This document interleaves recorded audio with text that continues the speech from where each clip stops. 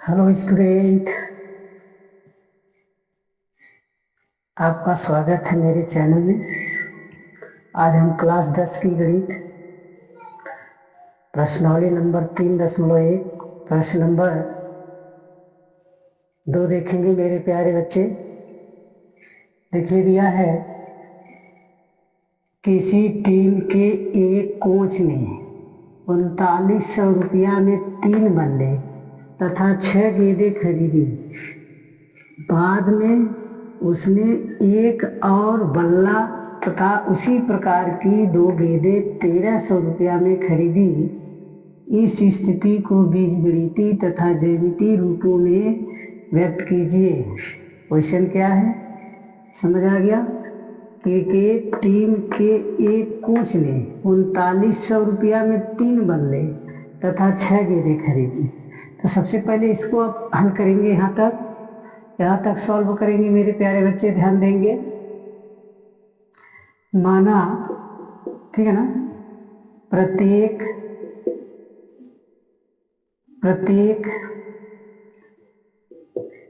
बल्ले का मूल्य x रुपया है तथा प्रत्येक गेंद का मूल्य y रुपया है। ठीक है ना? ठीक, इसमें क्या कह रहा है कि माना प्रत्येक बल्ले का मूल्य x रुपया, प्रत्येक गेंद का मूल्य y रुपया। तो यहाँ 3 बल्ले था तो 3x लिखेंगे, धन करके 6 गेंद थे 6y लिखेंगे। इसके कितने के कोच थे? तो 3900 रुपया में। आपका पहला समीकरण क्या हुआ? तैयार हो गया। ठीक है ना?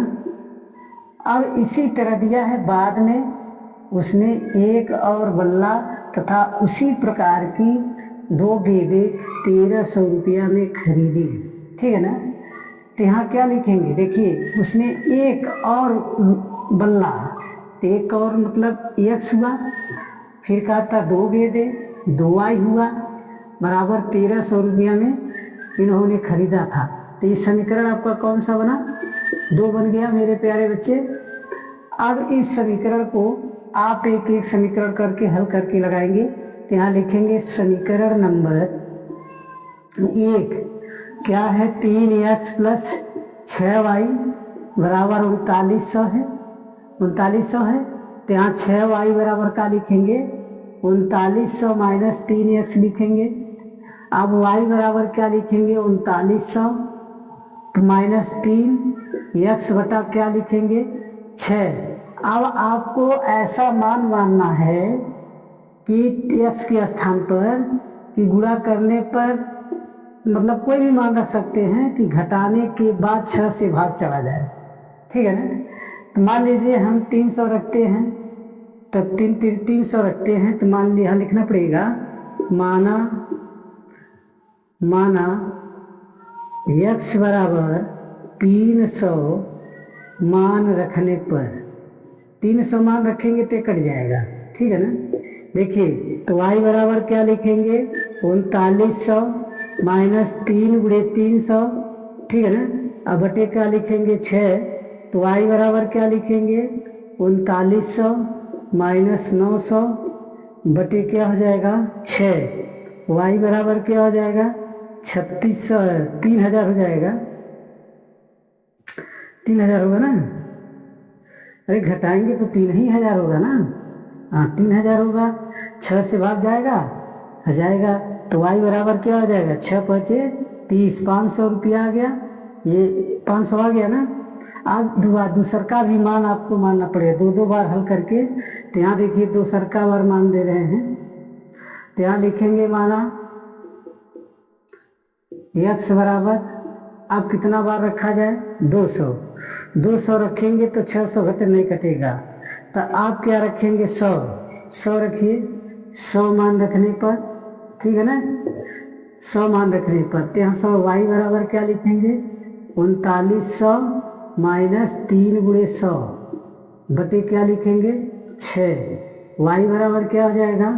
3900 माइनस 300, अब बटे क्या लिखेंगे 6, y बराबर क्या हो जाएगा 3600। अब 6 से काटेंगे तो y का मान कितना निकल जाएगा 600, 6 के 36, 600 हो गया ना।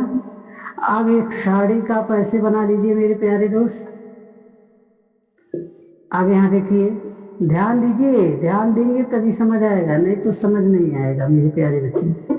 यहाँ देखो x और y, तो जो मान x में कौन मान लिखा जाएगा, जो मान हम मानते हैं उसको लिखते हैं, ठीक है ना। उसके बाद जितना आंसर इसका आया है y वाले अक्ष पर लिखते हैं। फिर इसमें क्या माने थे 100 माने थे, तो इसमें कितना आया 600 आया। ये आपका शारीरिक भी बन गया, पहले समीकरण का हल भी हो गया। अब समीकरण नंबर 2 की बात आई। अब समीकरण नंबर 2 पर चलते हैं। तो समीकरण नंबर 2 पर आ जाइए। समीकरण नंबर 2 क्या दिया है, x प्लस 2y बराबर 1300 दिया ना। अब 1300 दिया है तो यहाँ कौन सा मान मानेंगे, तो यहाँ पहले आप 2y बराबर लिखेंगे 1300 माइनस x, y बराबर 1300 माइनस x बटा 2। अब इसमें भी वही मान मानना पड़ेगा कि जो 2 से भाग चला जाए, तो x के स्थान पर क्या लिखेंगे 100 रखेंगे तो 1200 होगा, ठीक है ना। 100 रख दिए तो y बराबर क्या लिखेंगे 1300 माइनस 100, अब बटे क्या हो जाएगा 2। y बराबर क्या लिखेंगे, अब y बराबर क्या लिखेंगे 1200, 1200 बटे 2 काटेंगे तो कितना होगा 600 होगा ना। अब दूसरा का मान मान लीजिए, माना x बराबर 300 मान रखने पर, तो 2 से भाग चला जाएगा, तो मान लीजिए 300 हम रख दिए, 300 मान रखने पर, ठीक रखिए। देखिए y बराबर 1300 माइनस 300, 1300 माइनस 300 बटा क्या हो जाएगा 2। अब y बराबर क्या लिखेंगे 1000 बटा 2, y बराबर क्या लिखेंगे 500। अब इसमें ऐसे सारणिक यहाँ भी बना लीजिए मेरे प्यारे मित्र। देखिए सारणिक बना लीजिए, समझ आ रहा ना, देख लीजिए अच्छे से, समझ आ रहा है। अब यहाँ x लिखिए, यहाँ y लिखिए। इसमें कौन सा मान पहला माने थे 100, कितना आया 600। इसमें क्या माने थे 300, कितना आया 500। ये आपका समीकरण दोनों सॉल्व हो गया। अब इसका क्या है दिया है, इस स्थिति को बीजगणितीय तथा बीजगणितीय के रूप में तो हो गया, लेकिन तथा कहा तो ज्यामितीय रूपों में व्यक्त कीजिए। एक आपको ग्राफ बनाना है, ग्राफ बना करके इसको हल करना है। तो ग्राफ में अधिकतम दोनों सारणिक में देखिए कौन सबसे अधिक संख्या है। यदि 500 से अधिक नहीं, 600 से अधिक नहीं है, तो 600 तक का ग्राफ आप खींचेंगे। मान लीजिए हम इसी में खींच दे रहे हैं छोटा सा, देखिए ठीक है, हम इसी में बना दे रहे हैं। अब इधर उधर कहाँ बनाएंगे, देखिए इधर क्यों नहीं बनाया है कि इधर तब बनेगा जब आपका ऋणात्मक संख्या में होता है तब।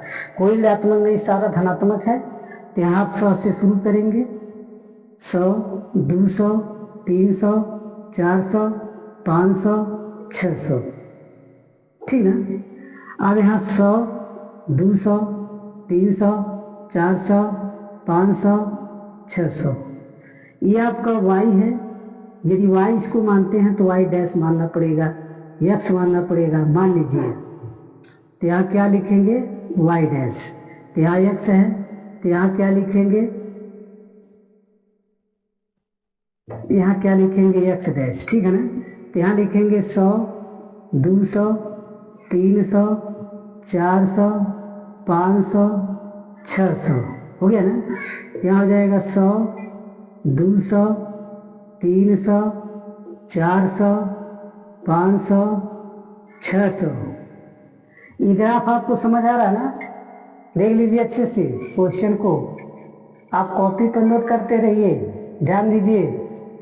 देखिए आज पहला सारणी क्या बनाए थे आप, x के अक्ष पर क्या है 300, x के अक्ष पर 300 हम लिख कर दिए, y अक्ष पर क्या है 500, इसी के सामने जाएंगे इस पे आएगा ना, इस पे आएगा तो 500 होगा। अब 100 से 600, 100 से आ जाइए 600 तक, जस्ट इसी के सामने। तो एक एक ऐसे कटेगा, यानी यहाँ क्या होगा 100 कामा 600, यहाँ क्या होगा 300 कामा 500, कटा ना। अब इस सारणिक में आएंगे, इस सारणिक में देखेंगे 100 है तो 100 से लेकर के 600 तक यहीं तक जाएगा। अब 300 से लेके 500 तक, 300 से लेके 500 तक, यानी 2 बार है तो दोनों इसी पर रेखा कट रहा है। तो यहाँ क्या लिखेंगे 300 कामा 500, यानी 2 बार लिखेंगे। यहाँ क्या लिखेंगे 100 कामा 600, ठीक है, समझ आ गया। इस तरह इस सवाल को हल करना था मेरे प्यारे बच्चे। ध्यान दीजिए, अच्छे से इसको अध्ययन कीजिए, पढ़िए, मेहनत कीजिए, ठीक है ना, समझ आ गया। उम्मीद करते हैं कि इस क्वेश्चन को आप लोग अच्छे ढंग से समझ गए होंगे। ये समझ गए तो मेरे वीडियो को लाइक सब्सक्राइब करना ना भूलिए और वीडियो को सपोर्ट कीजिए। धन्यवाद।